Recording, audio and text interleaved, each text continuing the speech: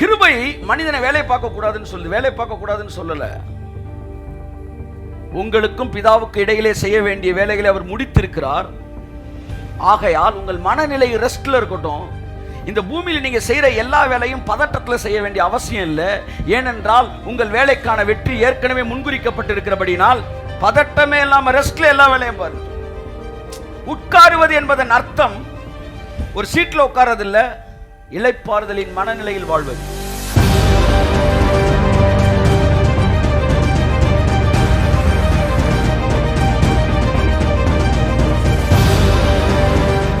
Amen. The right position is sitting position. The right place is right hand of the heavenly Father. உங்களுடைய சரியான இடம் பிதாவின் வலது வாரிசம். உங்களுடைய சரியான பொசிஷன் உட்கார்ந்திருப்பது. கரங்களை தட்டி கர்த்தருக்கு நன்றி சொல்லுவோம்.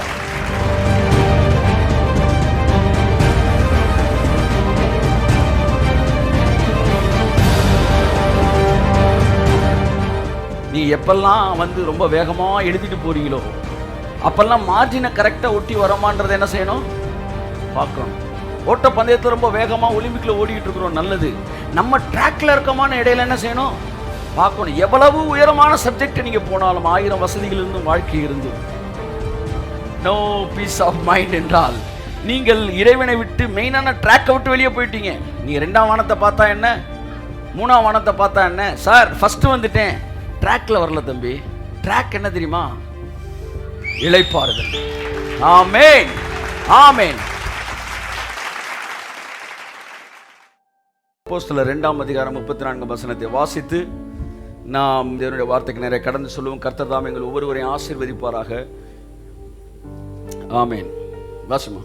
தாவீது பரலோகத்திற்கு எழுந்து போகவில்லையே, நான் உம்முடைய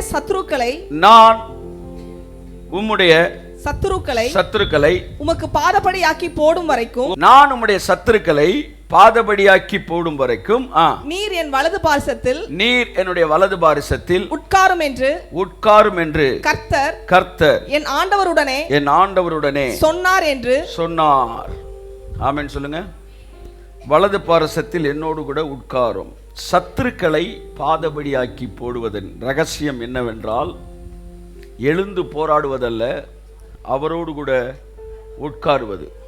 யாரெல்லாம் அவர் கூட உட்கார பழகிட்டாங்களோ அவங்க வாழ்க்கையில எல்லாம் சத்துருக்கள் சிதறடிக்கப்படுவார்கள். கிறிஸ்தவ வாழ்க்கை என்பது, வெற்றியின் ரகசியம் என்பது ஓடுவதல்ல, உட்காருவது. இன்றைய பிரச்சனை, கிறிஸ்தவர்களுக்கு ஓட தான் கற்றுக் கொடுக்குறாங்க.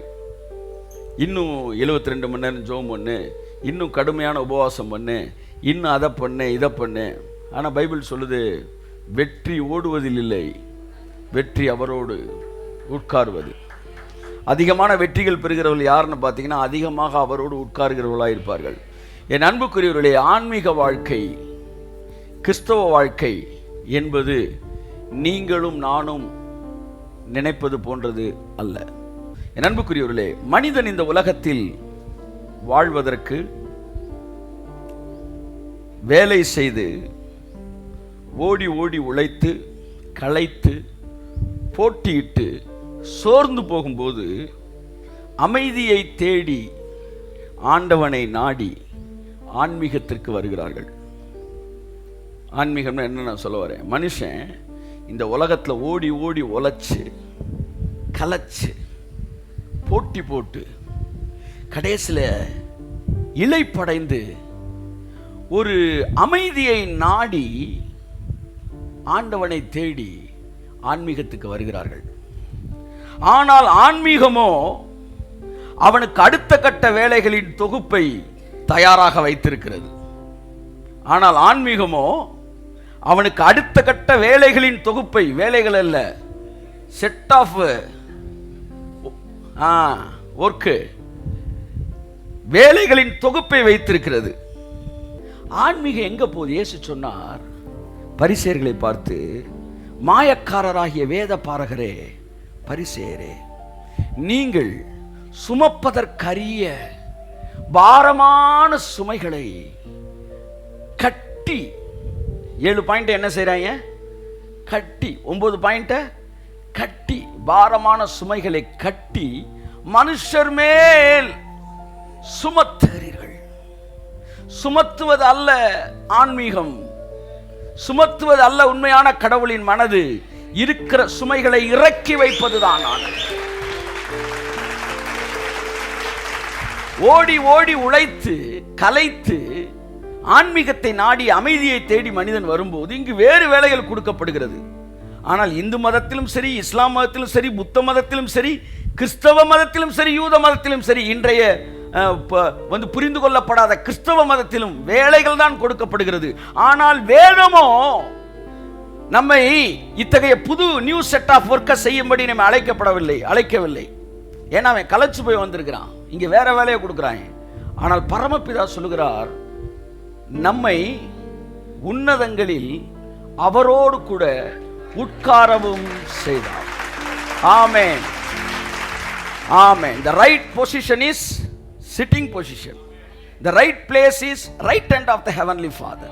உங்களுடைய சரியான இடம் பிதாவின் வலது வாரிசம். உங்களுடைய சரியான பொசிஷன் உட்கார்ந்திருப்பது. கரங்களை தட்டி கர்த்தருக்கு நன்றி சொல்லுவோம். ஆமென். கிறிஸ்தவம் என்பது இளைப்பாறுதல். Sitting means, seated with God means rest. This is all about Christianity. இதுதான் கிறிஸ்தவம். இதற்காகத்தான் அவர் சிலுவையிலே ஒரு கிரயம் கொடுத்தார். இதை பேசுவதற்காகத்தான் ஊழியர்களை தேவன் அனுப்பினார். ஊழியர்களின் வேலை உட்கார வைப்பது, ஜனங்களை பதட்டத்திலிருந்து உட்கார வைப்பது. 5 அப்பத்தை 5000 பேர் கொடுப்பதற்கு முன்பாக சீசர்களை பார்த்து சொன்னார், ஜனங்களை போய் உட்கார வைப்பீர். கர்த்தர் என்கிட்ட சொன்னார், உன் வேலையே டென்ஷன்ல இருக்கவன்லாம் உட்காருங்க சார், உட்காருங்க சார். நீங்கள் அமர்ந்திருந்து கை தட்டுங்க அவருக்கு. நீங்கள் அமர்ந்து இருந்து நானே கர்த்தர் என்பதை அறிந்து கொள்ளுங்கள்.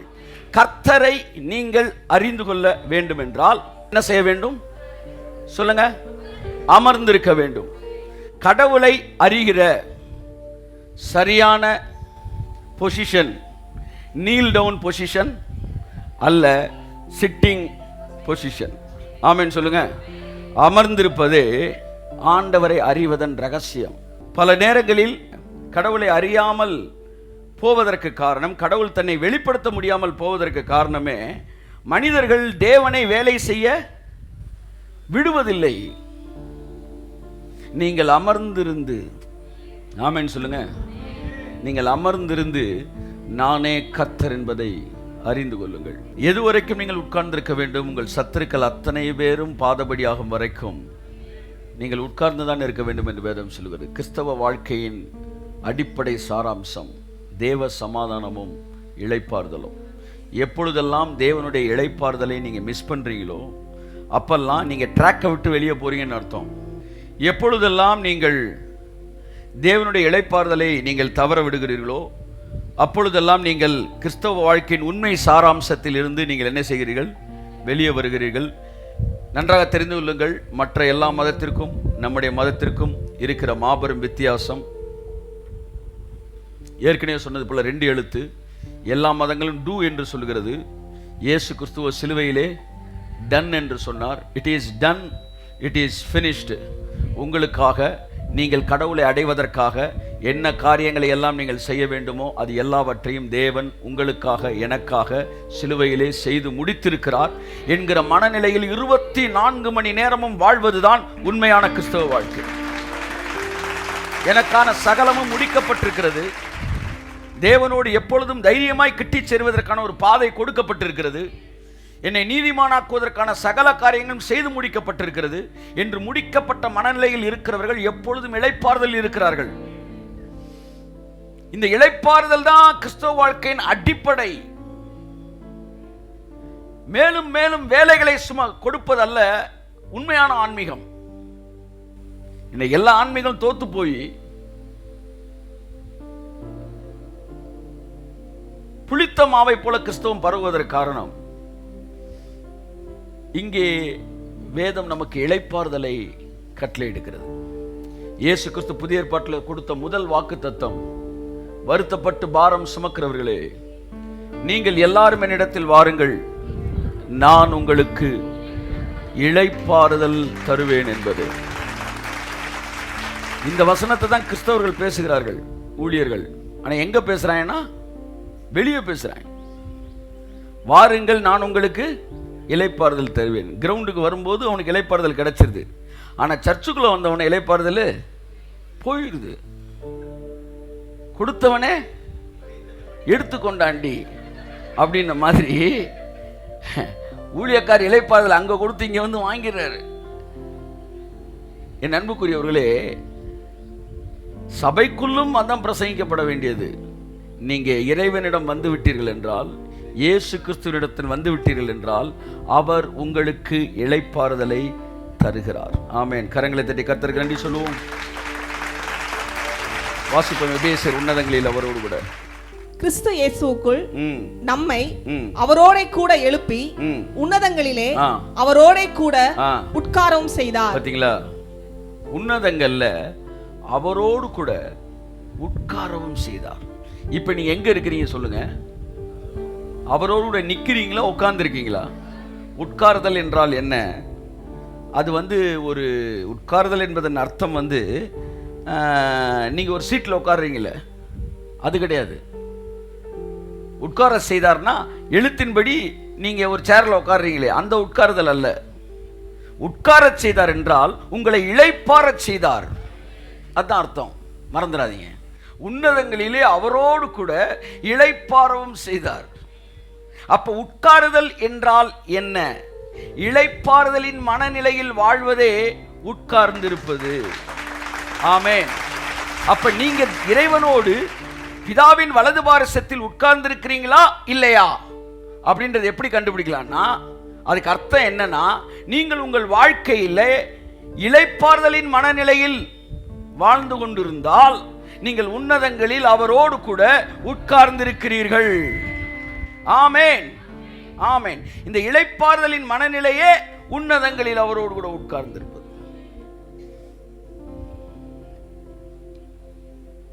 உட்கார்ந்திருப்பது என்பது வேலை செய்யாமல் இருப்பது அல்ல. உட்கார்ந்திருப்பது என்பது பதட்டம் இல்லாமல் இருப்பது. அதை நீங்க நல்லா புரிஞ்சுக்கணும்.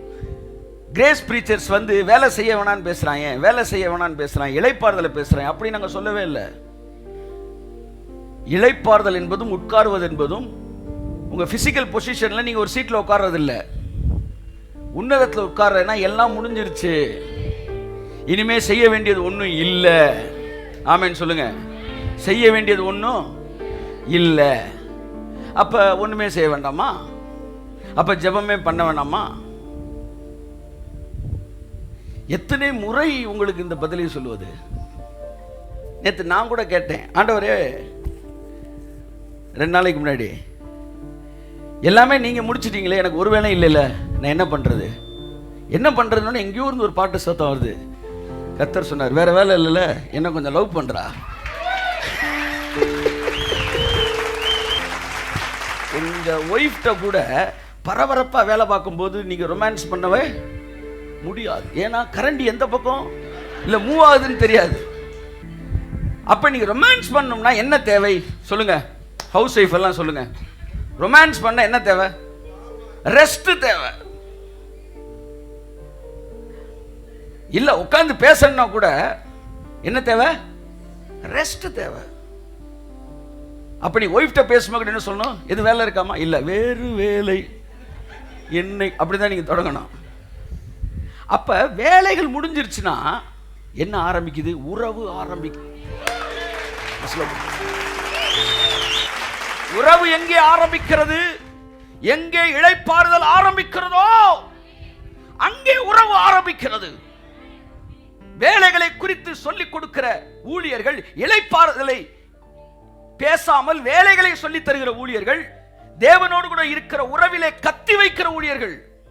தெரிஞ்சுக்கங்க, prayer is not a duty. ஜெபம் என்பது ஒரு வேலை அல்ல.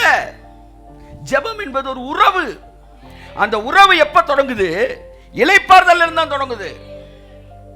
நான் கேட்கிறேன், பரபரப்பா இருக்கிற ஆட்கள் உங்கள் குடும்பத்தோட நல்ல உறவுல இருப்பீங்களா? சொல்லுங்க.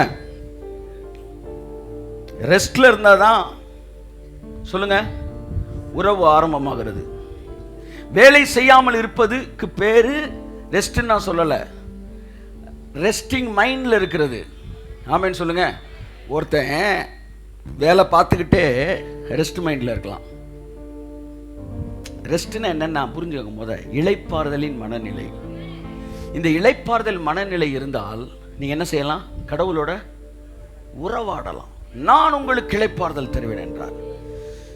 கிருபை மனிதனை வேலை பார்க்க கூடாதுன்னு சொல்லுது. வேலை பார்க்க கூடாதுன்னு சொல்லல. உங்களுக்கும் பிதாவுக்கு இடையிலே செய்ய வேண்டிய வேலைகளை அவர் முடித்திருக்கிறார். ஆகையால் உங்கள் மனநிலை ரெஸ்ட்ல இருக்கட்டும். இந்த பூமியில் நீங்க செய்யற எல்லா வேலையும் பதட்டத்தில் செய்ய வேண்டிய அவசியம் இல்லை.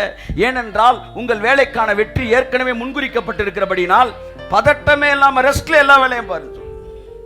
உட்காருவது என்பதன் அர்த்தம் ஒரு சீட்ல உட்கார்றது இல்ல, இளைப்பாறுதலின் மனநிலையில் வாழ்வது. ஒரு சின்ன பையனை கூட்டிட்டு வந்து இந்த இடத்துல உட்கார்றான்னு உட்கார வச்சீங்கன்னா உட்காருவான். 15 நிமிஷம் கழிச்சு மெதுவா என்ன செய்வான்? அப்படியே நெளிவான். 1 மணி நேரம் கழிச்சு என்ன செய்வான்? ரெஸ்ட்லெஸ் ஆயிடுவான். நான் அவனை பார்த்து சொல்றேன், தம்பி நீ ரெஸ்ட்ல தலைப்பா இருக்க. சொல்றான், இல்ல சார் நான் ரெஸ்ட்லெஸ்ல இருக்கேன். நான் எப்படி இருக்கிறேன்? பாடி ரெஸ்ட்ல இருக்குல்ல, அதுக்கு பேர் ரெஸ்ட் கிடையாது. மனசு ரெஸ்ட்ல இருக்கு பாருங்க, அதுதான் ரெஸ்ட். அப்ப அவனை படிக்க விட்டுக்கிட்டே இருக்கிறீங்க 1 மணி நேரம், ரெஸ்ட்லெஸ் ஆயிடுறான். இப்போ உடனே நீங்க என்ன செய்றீங்க? கொஞ்ச நேரம் போய் விளையாண்டு வாடான்றீங்க. இப்போ விளையாண்டோன்னா என்ன ஆயிடுறான்? ரெஸ்டிங் மைண்ட் செட்டுக்கு வந்துடுறான். இப்போ நான் கேட்குறேன், அப்போ உடம்புல நீங்கள் வேலையை செய்வதை பற்றியே இங்கே பேசலை, மனசை தான் பேசுது. பதட்டம் இல்லாத மனநிலை, அதுதான் இளைப்பாறுதலின் மனநிலை. இப்போ உங்களே ஒரு 2 மணி நேரத்துக்கு மேலே இங்கே உட்கார வச்சுட்டோம்னு வச்சுக்கோங்களேன், நீங்களே ரெஸ்ட்லெஸ் ஆயிடுவீங்க. அப்போ என்ன இளைப்பாறுதல்னா என்ன? உன் மனசுக்கு பிடிச்ச மாதிரி, மனசுக்கு பிடிச்சதை நீ செஞ்சுக்கிட்டே இருக்கும்போது, கடவுள் ஜெபம் பண்ணு விரும்புறியா பண்ணு, இல்ல ஃபாஸ்ட் பண்ணு விரும்புறியா பண்ணு. ஆனா ரெஸ்ட்ல பண்ணினா அது ரைட்டு. ஆனா ரெஸ்ட்லெஸ்ஸா உன்னை பண்ணினா அது தப்பு. ஏனென்றால் புதிய ஏற்பாட்டின் முதல் வாக்குத்தத்தம் நான் உங்களுக்கு இளைப்பாறுதலை தருவேன் என்பதை. என் அருமையான தேவ பிள்ளைகளே, இந்த இளைப்பாறுதலை இந்த காலை வேளையிலே கர்த்தருடைய ஆவியானவர் உங்களுக்கு தந்தருள்வாராக. இந்த இளைப்பாறுதலை நீங்கள் புரிந்து கொள்ளும் போது உங்கள் வாழ்க்கையில நித்தியமான அமெரிக்கான ஒரு வாழ்க்கை உங்களுக்கு வரும். வேதம் அப்படித்தான் சொல்லுகிறது. நம் வாசம் செய்கிற ஸ்தலத்திற்கு பேரே இளைப்பாறுதலின் ஸ்தலம் தானா. சமாதானம் உள்ள ஸ்தலங்களில் தான் என் ஜனங்கள் வாசம் பண்ணுவார்கள். அப்படிதான் பைபிள் சொல்லுது. என் ஜனங்கள் சமாதானம் இருக்கிற ஜனங்களில் ஸ்தலத்தில் வாசம் பண்ணுவார்கள். 32 என்று நினைக்கிறேன். ஏசாயா 32:18. என் ஜனம் சமாதான தாபரங்களிலும். என் ஜனம் ஆமென் சொல்லுவோம். யாரெல்லாம் அவருடைய ஜனம் ஒரு ஆமென் சொல்லுங்க ஒரு தடவை. என் ஜனம் சமாதான தாபரங்களிலும் நிலையான வாசஸ்தலங்களிலும் அமைதியாய் தங்கும் இடங்களிலும் குடியிருக்கும். கை தட்டுங்க ஒருத்தவருக்கு. எவ்வளவு அழகான வார்த்தை. என் ஜனம் அமைதியாய் தங்கும் இடத்துல தான் குடியிருக்கும். அப்படின்னா என்ன அர்த்தம்? பரியல் கிரவுண்ட் பக்கம் வீடு இருக்கும்னு அர்த்தம் கிடையாது. எல்லாத்தையுமே எழுத்தின்படி நீங்க எடுத்துக்கூடாது. கல்ற தோட்டம் அமைதியா இருக்கு, அங்கனக்குள்ள வீடு கட்டி வாழ்வாங்க, அந்த அமைதி இல்ல. தேவன் சொல்வது, என் ஜனங்கள் என்ன இடத்துல இருப்பாங்கன்னா, எங்கே எல்லாம் அவர்களுக்காய் முடிக்கப்பட்டிருக்கிறதோ, எங்கே ஒரு இளைப்பாறுதல் இருக்கிறதோ, அந்த இளைப்பாறுதலின் ஸ்தலத்தில் அவர்கள் இருப்பார்கள். அந்த இடம் எது தெரியுமா? இயேசு கிறிஸ்துவின் நிழல். அங்கேதான் நாம் வாழ்கிறோம். என் அருமையான தேவ பிள்ளைகளே, இந்த இளைப்பாறுதலை பத்தி நான் கொஞ்ச நேரம் உங்கள்கிட்ட இன்னைக்கு பேச விரும்புகிறேன். ஆமென் சொல்லுவோம். வாசிங்க இந்த வசனத்தை திரும்ப. என் ஜனம் சமாதான தாபரங்களிலும் நிலையான வாசஸ்தலங்களிலும் அமைதியாய் தங்கும் இடங்களிலும் குடியிருக்கும். ஆமென். என் ஜனம் 3 விஷயத்தை சொல்றாரு. என்னன்னவா? சமாதான தாபரம், நிலையான வாசஸ்தலம், அமைதியாய் தங்கும் இடம்.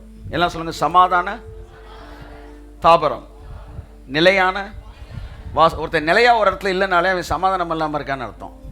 போன மாதம் எங்கே இருந்தீங்க? நான் அந்த கம்பெனியில் இருந்தேன், இந்த மாதம் வேற கம்பெனியில் இருக்கிறேன், அடுத்த மாதம் ஏதோ சமாதான குலைச்சலோடு வாழ்ந்துக்கிட்டு இருக்கார் அவர்.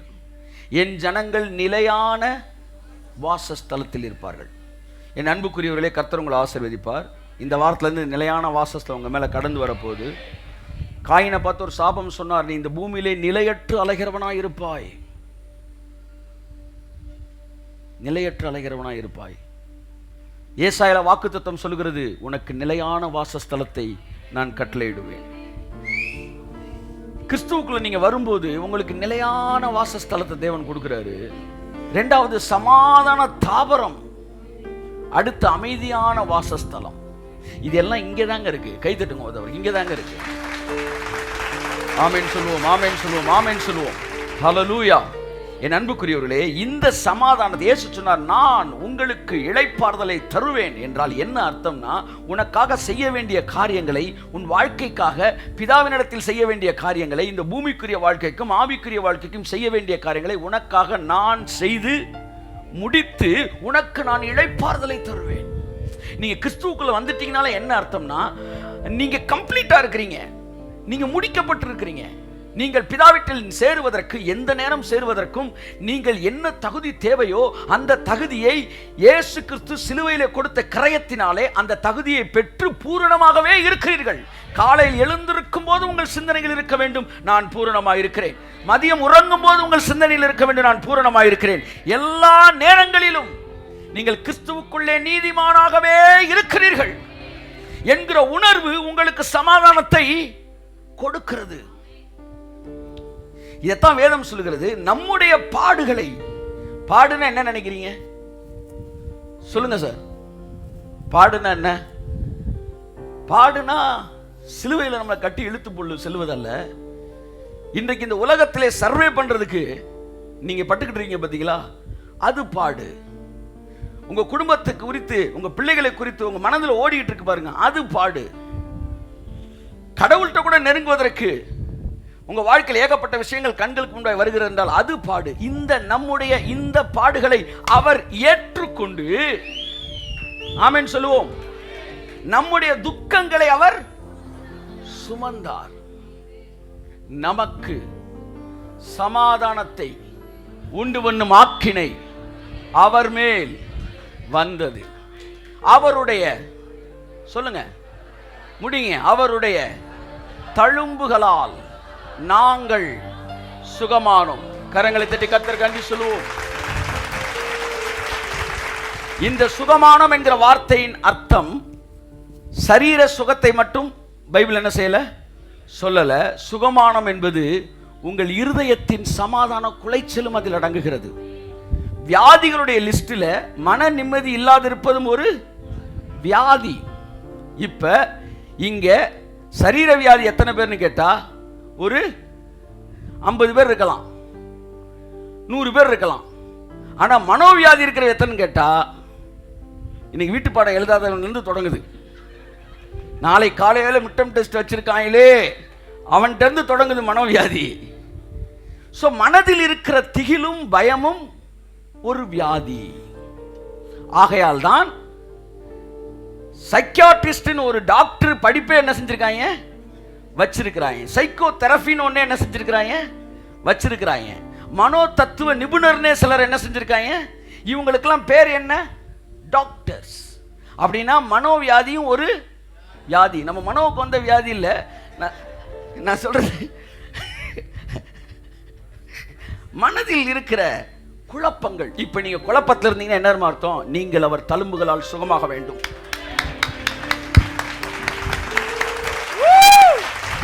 ஆமென். பிசாசோட ஒரு பெரிய வஞ்சகம் என்னன்னா, அதை வியாதி என்ற லிஸ்ட்ல கொண்டு வரதில்லை. ஆனால் அவர் தழும்புகளால் சுகமானோம் என்கிற இடத்திலே இந்த வியாதி என்ன செஞ்சிருச்சு. உபாகம் 28 படி மனதில் வருகிற பயங்கள், குழப்பங்கள் என்பவைகள் சாபம். கிறிஸ்து நமக்காய் சாபமானார். நீங்க சமாதானமா வாழணும், நீங்க இளைப்பாறுதல் இருக்க வேண்டும். சிலுவையிலே அவர் சந்தித்த, அவர் சுமந்த மிகப்பெரிய வியாதியிலே ஒன்று மனோவியாதி. நமக்கு இளைப்பாறுதலை கொடுக்கத்தக்க ஆக்கினை அவர் மேல் வந்தது. ஆமென் சொல்லுவோம். என்னுடைய பாவங்களை அவர் சுமந்தார். அதனால் அவருடைய நீதி எனக்குள்ள என்ன செய்தது, வந்தது. நீ எப்பெல்லாம் ரொம்ப வேகமா எழுதிட்டு போறீங்களோ அப்பெல்லாம் மார்ஜினை கரெக்டாக ஒட்டி வரமான்றதை என்ன செய்யணும்? பார்க்கணும். ஓட்ட பந்தயத்தில் ரொம்ப வேகமாக ஒலிம்பிக்கில் ஓடிக்கிட்டு இருக்கிறோம், நல்லது. நம்ம ட்ராக்ல இருக்கமான இடையில என்ன செய்யணும்? பார்க்கணும். எவ்வளவு உயரமான சப்ஜெக்ட் நீங்கள் போனாலும், 1000 வசதிகள் இருந்தும் வாழ்க்கை இருந்தும் நோ பீஸ் ஆஃப் மைண்ட் என்றால் நீங்கள் இறைவனை விட்டு மெயினான ட்ராக்கை விட்டு வெளியே போயிட்டீங்க. நீங்கள் 2ஆம் வானத்தை பார்த்தா என்ன, 3ஆம் வானத்தை பார்த்தா என்ன? சார் ஃபர்ஸ்ட் வந்துட்டேன், ட்ராக்ல வரல தம்பி. ட்ராக் என்ன தெரியுமா? இளைப்பாறுதல். ஆமென், ஆமென். தேவனாய கர்த்தர் இந்த காலை வேளையிலே இங்கு கூடியிருக்கிற எல்லாருடைய மனதிலும் ஒரு இளைப்பாறுதலை கட்டளையிடுவார் என்றால் அதுதான் இந்த காலை வேளையின் செய்தியின் வெற்றி என்று நான் சொல்லுகிறேன். என் மகனே, மகளே, உன்னுடைய வாழ்க்கையிலே நீ எதை குறித்து கலக்கமாயிருக்கிறாயோ அதற்கும் தேவையானதை, அதற்கும் செலுத்த வேண்டிய கிரயத்தை சிலுவையிலே இயேசு செலுத்தி தீர்த்திருக்கிறார். ஆமென், ஆமென். கிருபை மனிதனை வேலை பார்க்க கூடாதுன்னு சொல்லுது. வேலை பார்க்க கூடாதுன்னு சொல்லல. உங்களுக்கும் பிதாவுக்கு இடையிலே செய்ய வேண்டிய வேலைகளை அவர் முடித்திருக்கிறார். ஆகையால் உங்கள் மனநிலை ரெஸ்ட்ல இருக்கட்டும். இந்த பூமியில் நீங்க செய்யற எல்லா வேலையும் பதட்டத்தில் செய்ய வேண்டிய அவசியம் இல்லை. ஏனென்றால் உங்கள் வேலைக்கான வெற்றி ஏற்கனவே முன்குறிக்கப்பட்டிருக்கிறபடினால் பதட்டமே இல்லாம ரெஸ்ட்ல எல்லா வேலையும் பாருங்க.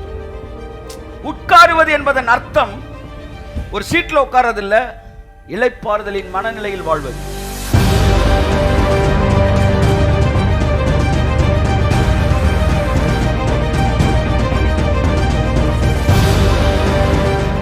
Amen. The right position is sitting position. The right place is right hand of the heavenly Father. உங்களுடைய சரியான இடம் பிதாவின் வலது வாரிசம். உங்களுடைய சரியான பொசிஷன் உட்கார்ந்திருப்பது. கரங்களை தட்டி கர்த்தருக்கு நன்றி சொல்லுவோம்.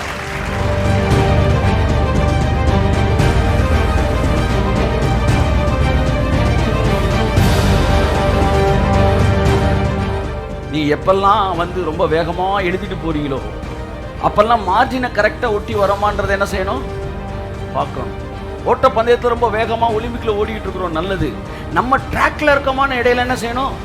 பார்க்கணும். எவ்வளவு உயரமான சப்ஜெக்ட் நீங்க போனாலும், 1000 வசதிகள் இருந்தும் வாழ்க்கை இருந்தும் நோ பீஸ் ஆஃப் மைண்ட் என்றால் நீங்கள் இறைவனை விட்டு மெயினான ட்ராக்கை விட்டு வெளியே போயிட்டீங்க. நீங்க 2ஆம் வானத்தை பார்த்தா என்ன, 3ஆம் வானத்தை பார்த்தா என்ன? சார் ஃபர்ஸ்ட் வந்துட்டேன், ட்ராக்ல வரல தம்பி. ட்ராக் என்ன தெரியுமா? இளைப்பாறுதல். ஆமென், ஆமென். மகனே, மகளே, உன்னுடைய வாழ்க்கையிலே நீ எதை குறித்து கலக்கமாயிருக்கிறாயோ அதற்கும் தேவையானதை, அதற்கும் செலுத்த வேண்டிய கிரயத்தை சிலுவையிலே இயேசு செலுத்தி தீர்த்திருக்கிறார். ஆமென், ஆமென். இந்த அறிவு உங்களிடத்தில் வரும்போது உங்களுக்குள்ள சமாதானம் என்ன செய்கிறது? வருகிறது. அதுதான் பூரண ரட்சிப்பாம். பூரண ரட்சிப்புனா என்னன்னா, நீங்க இந்த ரட்சிப்புக்குள்ள என்னதான் இருக்கு அப்படின்ற அறிவு வந்துருச்சுன்னா உங்களுக்கு சமாதானம் வந்துடும். சிலுவையில் என்னதான் முடிச்சிருக்கிறாரு அப்படின்னு நீங்க புரிஞ்சுக்கிட்டீங்கன்னா, கேட்குறீங்களா? புரிஞ்சுக்கிட்டீங்கன்னா உங்களுக்கு அந்த சமாதானம் வந்துடும். இல்லாட்டி நானும் கிறிஸ்தவன் தான் அப்படின்னு அவன் கூட சேர்ந்து இவன் என்ன செய்யறான்? வேகமா ஓடுறான், காபா காபா காபான்னு. நிம்மதியை உனக்கு ஒரு ஆன்மீகம் தரவில்லை என்றால், உன் இயேசு தரவில்லை என்றால், முதல் வாக்கு தத்தமே அதாங்க, நான் உங்களுக்கு இளைப்பாறுதலை தருவேன். உங்கள் எத்தனை பேர் இந்த காலை வேளையில் இளைப்பாறுதல் இருக்கிறீர்கள்? என் அன்புக்குரியவர்களே, ஓ thank you Lord. உங்கள் வாழ்க்கைக்கு நீங்கள் ஜெபித்து பெற வேண்டிய எல்லாவற்றையும் நீங்கள் ஜெபிப்பதற்கு முன்பாகவே அவர் தயார் செய்து விட்டார் என்பதை நீங்கள் புரிந்து கொண்டால், the connection between rest and predestination, the prepared blessings, இதை நான் உங்கள்கிட்ட பேச விரும்புகிறேன். நீங்க இதெல்லாம் நீ கடவுள்கிட்ட கேட்டு வாங்கணும், இதை நீ கேட்டாதான் அவர் உனக்காண்டி என்ன செய்வாரு? தருவாரு என்று பிரசங்கத்தில் வரும்போது இவனுக்கு அடுத்த சமாதான குலைச்சல் என்னன்னா, நான் ஜெபம் பண்ணலையே, அதனால போதுமான அளவு ஜெபம் பண்ணலையே. அடுத்து இவன் ஜெப குறிப்பு எப்படி மாறுதுன்னா, என்னால ஜெபிக்க முடியல அதுக்காக ஜெபிச்சுக்கங்கன்றான். எப்படி? என்னால ஜெபிக்க முடியல அதுக்காக ஜெபிச்சுக்காங்க. அப்ப நாம என்ன சொல்றேன்? என்கிட்ட ஜெபிச்சுக்காங்கன்னு சொல்றவனுக்கு என்னால ஜெபிக்க முடியல அதுக்காக ஜெபம் பண்ணுங்க. இல்ல, பிரேயர் ஒரு வேலையாய் கொடுக்கப்பட்டு விட்டது. அதனால உங்க லோடோட பிரேயரும் ஒரு லோடா என்ன செஞ்சிருச்சு? சேர்ந்துருச்சு. நீங்க மட்டும் காலையில 1 மணி நேரம் ஜெபிக்கிற ஆளா இருந்தால், ஒரு நாள் ஜெபிக்காம வெளியே போய் சமாதானமா வாழ்ந்துட்டீங்கன்னா நீங்க கிருபையில் இருக்கீங்க. சார் ஜெபிச்ச நாள்ல இருக்கிற மாதிரி ஜெபிக்காத நாள்ல என்னால இருக்க முடியல சார் அப்படின்னா நீங்க கிரேஸ்ல இல்ல, நீங்க லால தான் இருக்கிறீங்க. ஜெபிச்சிட்டேன் கர்த்தர் மேல விசுவாசமா இருக்கேன், ஜெபிச்சிட்டேன் கர்த்தர் மேல விசுவாசமா இருக்கேன், இல்ல நீ ஜெபிச்சிட்டே ஜெபத்து மேல தான் விசுவாசமா இருக்கிற. மறுபடியும் நான் சொல்லுகிறேன், ஜெபம் என்பது இளைப்பாறுதலிருந்து வருகிற உறவு, அது டியூட்டி கிடையாது. எல்லா மதமும் கொடுக்கிற மாதிரி டியூட்டி கிடையாது. நாங்க 5 மணிக்கு எந்திரிக்கிறோம், அவன் நமஸ்காரம் பண்றதுக்கு 4 மணிக்கு எந்திரிச்சிடான். சூரியன் அவன் வரவை காத்துக்கிட்டு இருக்கிறான். இப்ப சீக்கிரம் எந்திரிக்கிறவன் தான் வேலையை பரலோகத்துக்கு போக முடியும்னா 3 மணிக்கு இட்லி கடைக்காரன் எந்திரிச்சிடானே. எல்லாமே வேலையாக கொடுக்கப்பட்டு விட்டது. தயவுசெய்து இன்னைக்கு அந்த ஒர்க் மைண்ட் செட்ல இருந்து ரிலீஸ் ஆயிருங்க. எல்லாத்தையும் உங்களுக்கு முடிச்சிட்டாரு. ஜெபம் பண்ண பிறகு ஒன்று உங்களுக்கு செய்ய வேண்டிய இடத்துல அவரு இல்லை. எத்தனை பேர் இதை ஏத்துக்க மாட்டேன்னு கை தூக்குங்க. ஜெபம் பண்ண பிறகு உங்களுக்கு ஒன்று செய்யறாருன்னா அவரை மாதிரி ஒரு முட்டாள்தனமான கடவுள் யாருமே இல்லைன்னு அர்த்தம். நீங்கள் எந்த ஜெப குறிப்புக்காக இப்பொழுது நீங்கள் ஜெபிக்க போனாலும் இந்த ஜெப குறிப்புக்கான பதில் ஏற்கனவே அவரால் தயார் செய்யப்பட்டு இருக்கிறது. நீங்க எதை வேணாலும் ஜெபம் பண்ணுங்க. இப்ப நீங்க ஜெபிக்க போறீங்களே, இந்த ஜெபத்துக்கான பதில் ஏற்கனவே இருக்கு. இதுக்கு பேர் தாங்க இளைப்பாறுதல். கையை தட்டுங்க சார். உன்னதங்களிலே அவரோடு கூட உட்காரும்படி செய்வார். இதைத்தான் இயேசு சொன்னார். நீங்கள் வேண்டிக் கொள்ள துவங்குவதற்கு முன்னமே, நீங்கள் வேண்டிக் கொள்ள துவங்குவதற்கு, எஸ் செத்தவங்களை வெத்தலவா கொடுத்த மாதிரி, வேண்டிக் கொள்ள துவங்குவதற்கு முன்னமே, ஆஹா என் வாழ்க்கையில என் ஊழியத்துக்கு எனக்கு தேவையான எல்லாம் நான் ஜெபம் பண்றதுக்கு முன்னாடியே ரெடி பண்ணி வச்சிருக்கிறாரு. ரெடி பண்ணி வச்சிருக்கிறாரு. ரெடி பண்ணி வச்சிருக்கிறாரு. என்னுடைய ஜெபம் அங்கே ஏன் தேவைப்படுகிறது? It is just for your என்ன சொல்ற வந்து பெர்மிஷன், இல்லாட்டி உங்களுடைய சாய்ஸ். அதுக்கு தான் வெயிட் பண்றாரு. புரியுதா உங்களுக்கு? நீ அதை விரும்புறேன்னு சொல்லணும். அதுக்கு பேர் தாங்க ஜெபம். அதுக்கு பேர் தாங்க ஜெபம். நீங்க ஆமென்னு சொன்னாலே போதுங்க, நீங்க விரும்புறீங்கன்னு அர்த்தம். ரிலீஸ் ஆயிருங்க. நீங்க அவற்றெல்லாம் போய் விளக்கம்லாம் சொல்ல வேண்டாம். இப்படி இருக்கணும் அப்படி இருக்கணும் அதெல்லாம் வேண்டாம். இப்படி அப்படின்னு சொல்றீங்களே, 20 வயசுக்கு இப்படி அப்படின்னு ஒரு ஜெபம் பண்ணிடுவீங்க. 30 வயசை கிராஸ் ஆகும்போது நீங்க 20 வயசுல இப்படி அப்படின்னு ஒரு மாப்பிள்ளையை வாங்கியிருப்பீங்க, ஒரு பொண்ணை வாங்கியிருப்பீங்களே, 30 வயசுல அது பிடிக்காது. ஏன்னா நீங்க ஜெபிச்சது 20 வயசுக்கு டேஸ்ட்டுக்கு ஜெபம் பண்ணிட்டீங்க. ஆனா தேவன்கிட்ட கொடுத்துட்டீங்கன்னா அவர் 60 வயசு 70 வயசு வரைக்கும் உங்களுக்கு இன்ட்ரெஸ்டா இருக்கிற மாதிரி ஒரு ஆளை கொடுத்துருவாரு. அப்படியே போயிட்டே இருக்கலாம். கும்முன்னு பழைய பாடல் போல புதிய பாடல் இல்லைன்ட்டு அப்படியே பாட்டு போயிட்டு இருக்கலாம். நீங்க என் அன்புக்குரியவர்களே,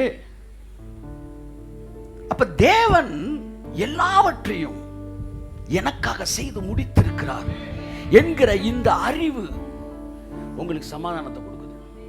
என் ஜனங்கள் சமாதான தாபரங்களில் வாசம் செய்வார்கள்.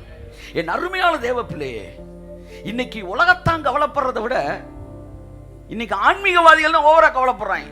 பெந்தேகோஸ்தேக்காரன் தான் ரொம்ப கவலையா இருக்கிறான். ஒரு சாதாரண ஹவுஸ் ஒய்ஃப் காலையில எந்திரிக்கும் போது, இன்னைக்கு காலையில எந்திரிச்சு பாத்திரம் கழுவணும், வீடு கூட்டணும், வாச தொளிக்கணும், கோலம் போடணும், அடுத்து வீட்டில் இருக்கிற துணியெல்லாம் வாஷிங் மிஷினில் போட்டு துவைக்கணும், அடுத்து காலையில் சாப்பாடு ரெடி பண்ணி டிஃபன் பாக்ஸில் வச்சு ஒன்று கொடுக்கணும். 7 வேளை எந்திரிக்கும் போது 7 வேளையோடு எந்திரிக்கிறான். ஆனால் கிறிஸ்தவ பெண்ணோ மகா பரிதாபம். இந்த 7ம் மனசுக்கு வரும். அடுத்து சங்கீதம் வாசிக்கணும், 1 மணி நேரம் ஜெபம் பண்ணணும், 1000 தோத்திர பலி வேற சொல்லணும். நேற்று இந்த அமிகளுக்காக ஒரு 13 நிமிஷம் ஜெபிக்க சொல்லியிருக்கிறாங்க. இது ஒரு 5 சேர்ந்துருச்சா எக்ஸ்ட்ரா. அவனுக்கு 7னா இவனுக்கு 12. அதான் கர்த்தர் சொன்னாரு, இது அவங்க நிலைமையோட உங்க நிலைமை ரொம்ப மோசமா இருக்குடா. Where there is rest, there is energy. எங்க இளைப்பாறுதல் இருக்கோ அங்க எனர்ஜி இருக்கும். ஆமென். காலையில் எந்திரிக்கும் போது எனக்காக எல்லாவற்றையும் முடிப்பதற்காக நான் எழுந்திருக்கவில்லை, எல்லாவற்றையும் முடித்ததினால் நான் ஜெபத்துக்குள் போவதற்கு எழுந்திருக்கிறேன். ஆமென், ஆமென், ஆமென், ஆமென், ஆமென், ஆமென், ஆமென். ஸோ என் அன்புக்குரியவர்களே, ஜெபம் என்பது உறவு. ஜெபம் என்பது நீங்க கேட்ட பிறகு ஒன்று செய்யறதில்லை, நீங்க கேட்கறதுக்கு முன்னாடியே ரெடி பண்ணி வச்சிருக்கிறாரு. அதனால இங்க இருக்கிற எல்லாருடைய ஜெப குறிப்புக்கும் தேவையான ஆசீர்வாதம் ஏற்கனவே ரெடி ஆயிடுச்சு. இப்போ நீங்க சூஸ், அவ்வளோதான். நீங்க எனக்கு வேணும்னு சொல்லாமல் உங்க லைஃப்ல அதை கொடுக்க கூடாது. அதனால நீங்க கேட்கறதுக்கு அவர் வெயிட் பண்றாருன்னா நீ கேட்டோன்னா அது ரிலீஸ் தான் ஆகுது. நீ ஒரு கடைக்கு போறீங்க, அவன் என்ன வேணும் சார்னு கேட்குறான், அப்படின்னா என்ன அர்த்தம்? நீங்கள் தேவையான எல்லாமே வச்சிருக்கிறான். இட்லி இருக்குது, தோசை இருக்குது, பொங்கல் இருக்குது, பூரி இருக்குது, பீஸா இருக்குது, என்னென்னமோ இருக்குது. என்ன வேணும்னு கேட்குறான். ஏன்? அவன் நேராக உங்கள் முன்னாடி டக்குன்னு 4 கம்பங்களியை வச்சுட்டு உடம்புக்கு தான் நல்லது சார், நீங்கள் சாப்பிடுங்க சார்னா நீ என்ன சொல்லுவீங்க?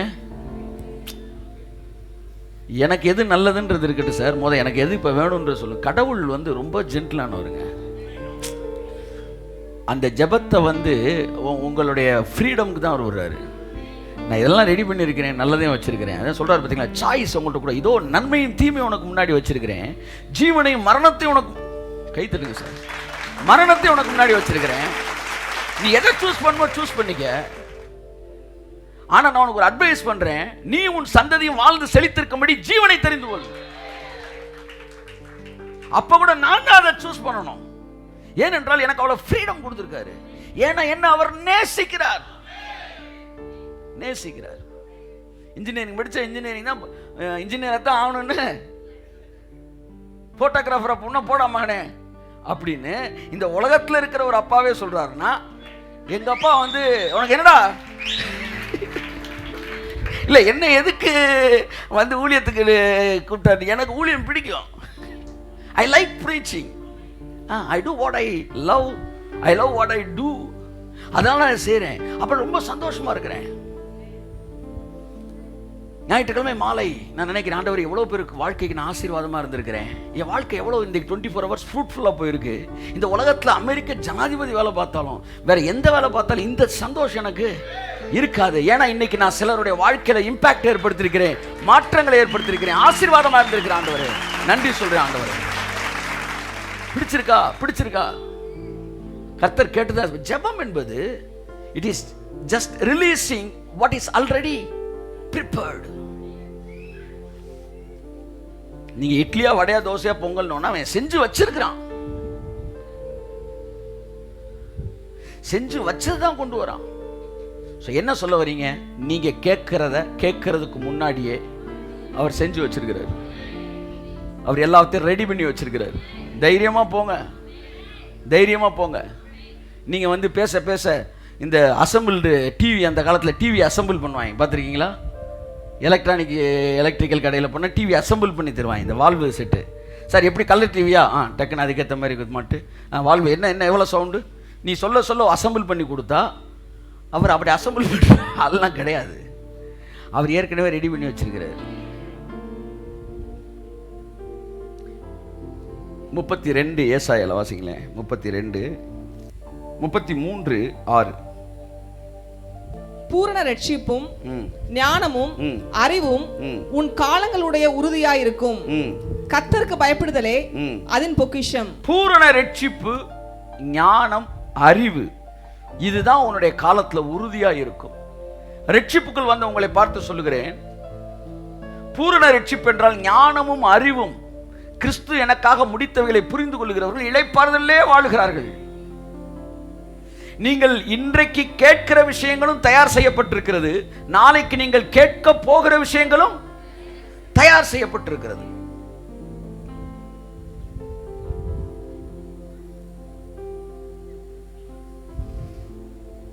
அப்ப நான் யோசிச்சேன், சில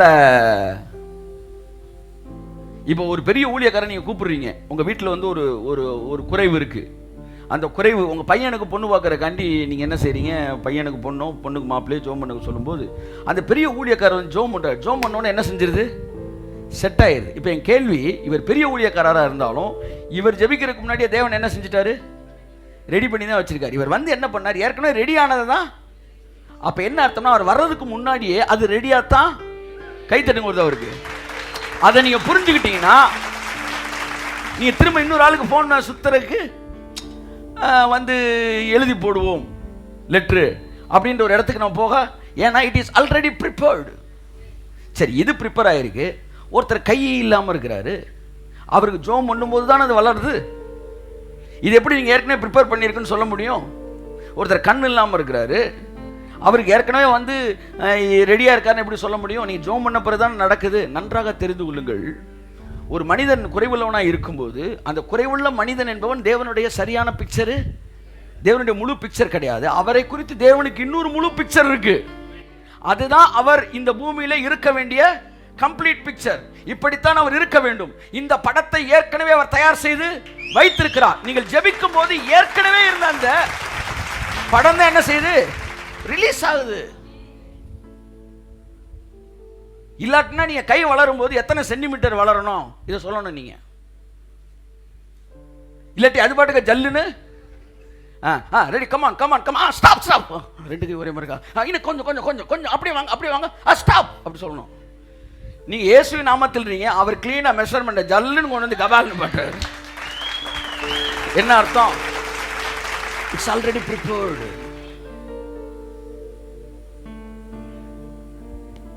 ஸ்மித் விகில்ஸ் ஒருத்தர் நினைக்கிறேன், ஒரு பையன் வந்து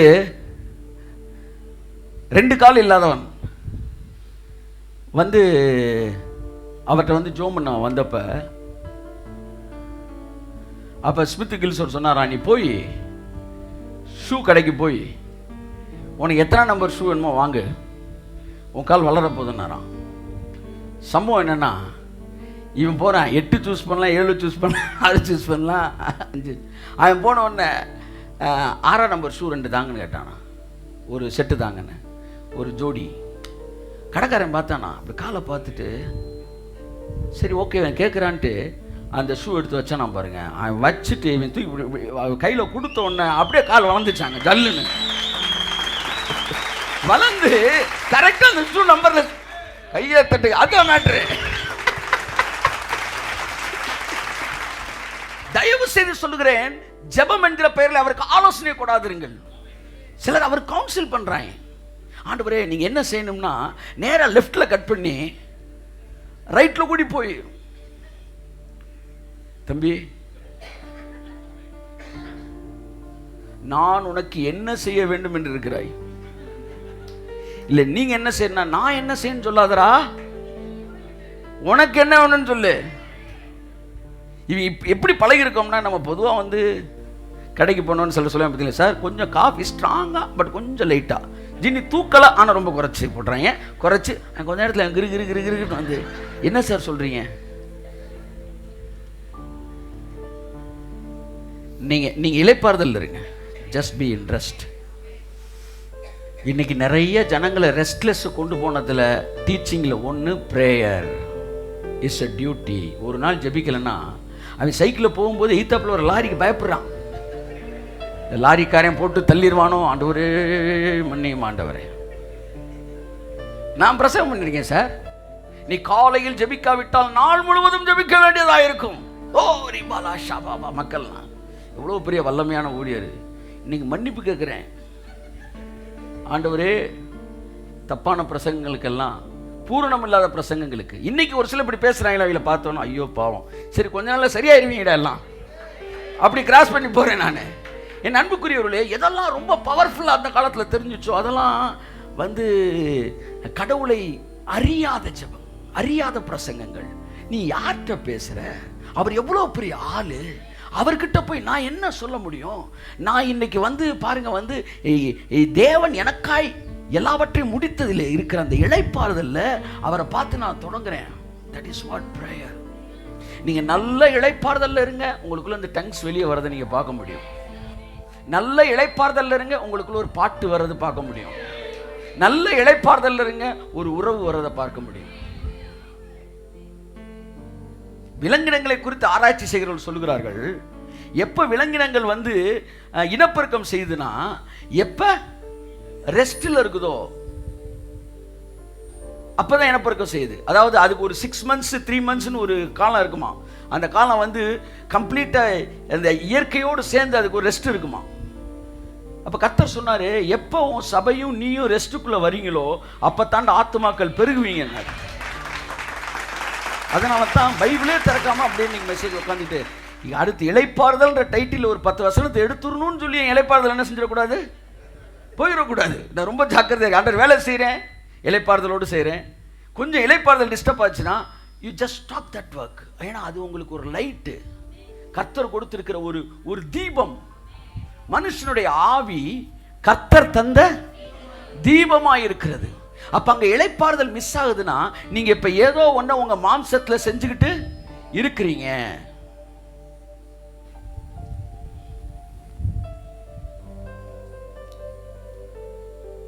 The connection between the rest and predestination, the knowledge of predestination, இந்த அறிவு உங்களை ரெஸ்ட்டுக்குள்ள வைக்குது. ரெண்டாவது,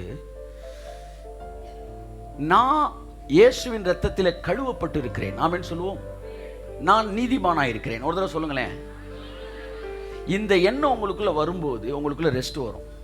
எப்பெல்லாம் உங்கள்ட்ட ரெஸ்ட் இல்லையோ அப்பெல்லாம் நீங்க கிறிஸ்துவுக்குள்ளே நீதிமானாக இருக்கிறீர்கள், நீங்கள் பரிசுத்தமாக்கப்பட்டவர்களாக இருக்கிறீர்கள் என்று புரிந்து கொள்ளும் போது உங்க வாழ்க்கையில ஏன் தெரியல, நீங்க பிரச்சனை இருக்குல்லங்க, பிரச்சனை இருக்குல்ல, பிரச்சனைக்கு ஜெபம் பண்ணாதீங்க.